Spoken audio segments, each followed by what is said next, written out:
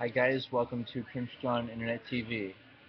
Some topics of this session today are how to create strong connections with other people, but first starting with oneself, making sure that you know one is not expecting others to help them be in harmony with themselves. The trick to doing that is to observing the phenomenon that occurs in places like a Christian church in which everyone is encouraged to sing together and to, it feels good to listen to people talk like the pastor. The point is talking, programming. This spoken word has an effect on the body. It allows one to connect one's mind with one's body, making one have a sense of harmony, which one shouldn't need another person in order to achieve. So, building upon that basic thought, we're going to get into getting along with other people. For example, doing everything, such as tradesmen building things, and teachers teaching, and so on. We're doing this for other people. If we were doing it for someone we felt were family, there would be more emphasis put on doing it well. It would be more important.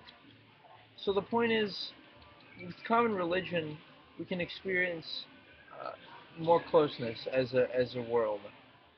And that's why I think people like the idea of a global savior, quote unquote, which is what the Bible implies will somehow magically appear out of the sky, destroying all the infidels, and including but not limited to same-sex couples. You got to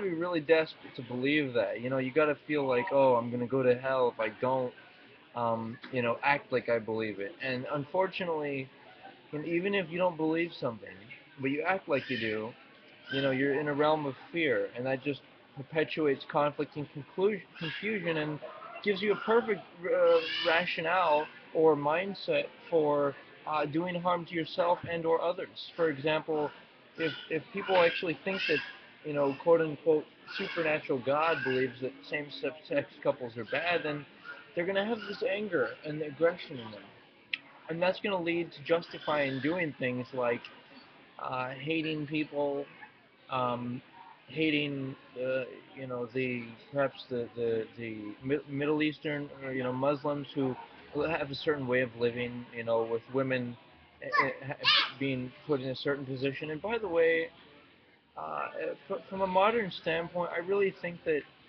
you know. Men first have to gain the trust of women. I think men should be able to do all the work, and women should be able to dress, at least with a dress that covers so you can't see the curves of their waistline.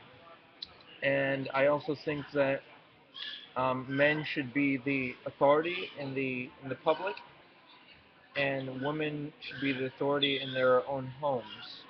So, in other words, a man uh, would submit to his wife when he got home, and she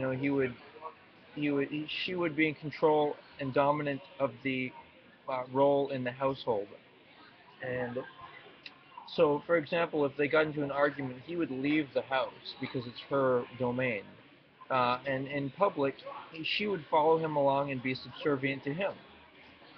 Okay, so how does something like that happen? It happens if both people really like each other.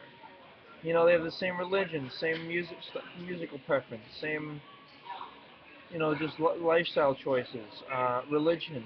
Like I said, you know. Okay, so anyone would say, okay, so that's point number one. Okay, point number two, as we move along, is like I said, the spoken word is law, so it will help to program us. Um, okay, point number. Well, that's okay. That was point number one, encapsulating. Point number two. Okay, my best advice to people having difficulty in life, in their marriage, and they feel suffering, is to look for the source of the suffering. Try to say, okay, I'm somehow involved in creating suffering, and I want to overcome or eliminate it. How do I do that? First, I recommend people watch my show. They can do light work, and they can say, I am responsible for this situation, both good and bad. It's mine. And I'm going to do some things in order to affect it. Um, for instance, when you feel like I'm feeling upset. Could be a lack of communication, lack of giving yourself space. Don't expect people to give you space when you're upset. Completely manage your emotions, and don't try to explain why you're upset. It doesn't have to happen right away. That's an important conversation. It can happen via the email or when you're not upset. But when you're upset, it's not the goal isn't to explain to the person, I'm pissed off because you did that. No, the goal is, I'm feeling this way. I'm gonna deal with it. I'm gonna get myself some alone time, and then I'm gonna proceed with the rest of my day. But first, I'm gonna calm down, stabilize myself. How does that sound? Not bad, huh? Let's see what else we got here. Okay. The point about having the same beliefs is we can be socially courteous to each other, but if we want, but what we're gonna do is we're gonna be artificial to a degree. We'll try to say too many nice things and not be honest, or try to make ourselves look extra good in order to impress others in a social setting.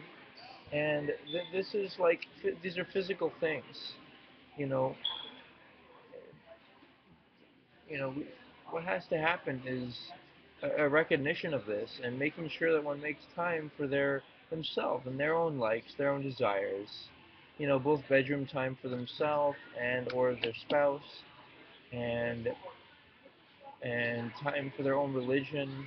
So and exercise. That's what I do. I make time for myself, and that way I'm not doing things for other people. All right, what else here?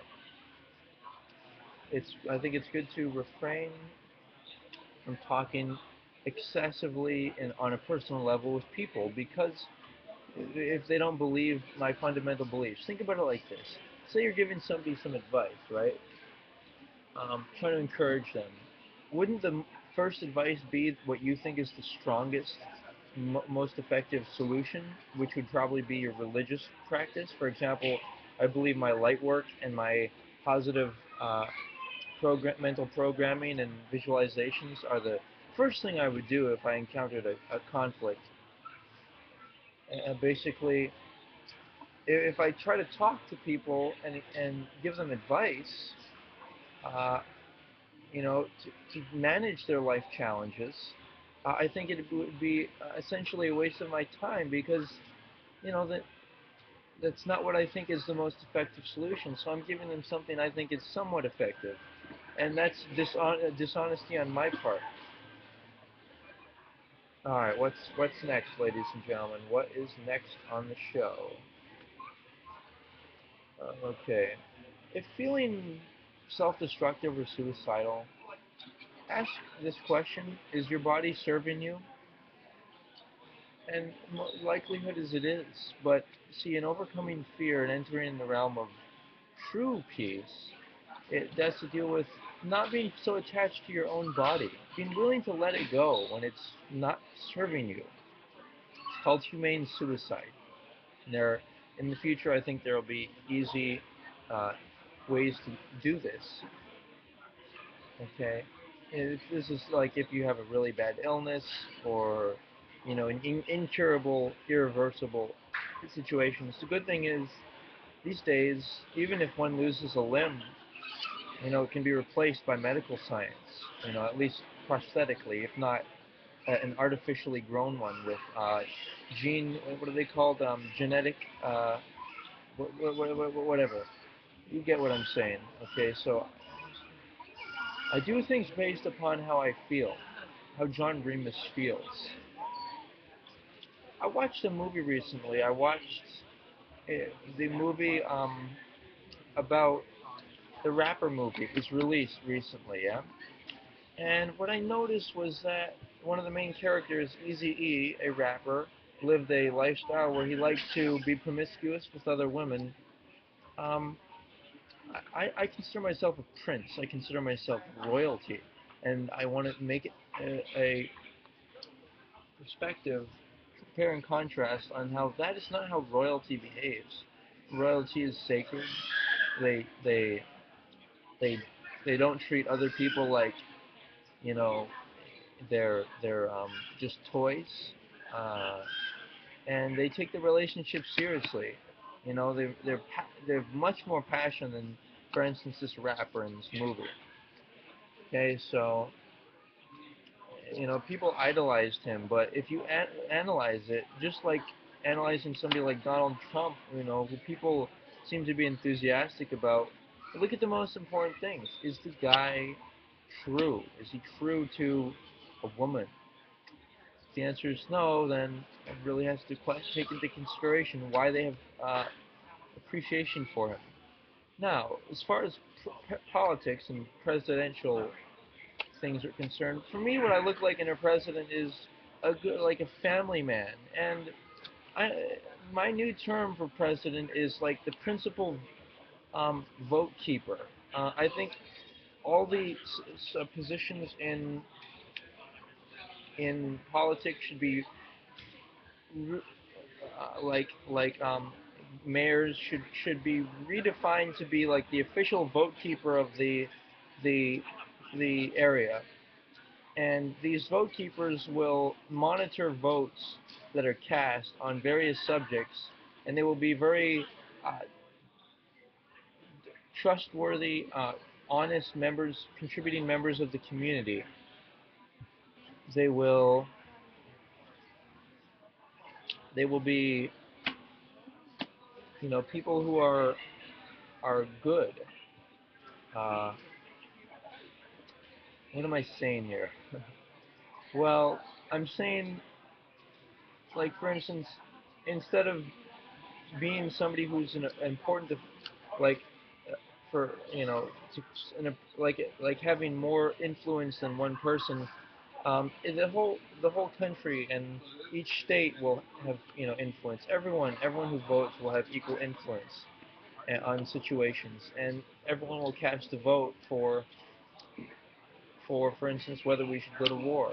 And those votes will be tallied, and in order to make sure those votes are realistically counted, we'll have official vote keepers, and these official vote keepers will um, they will all they will all you know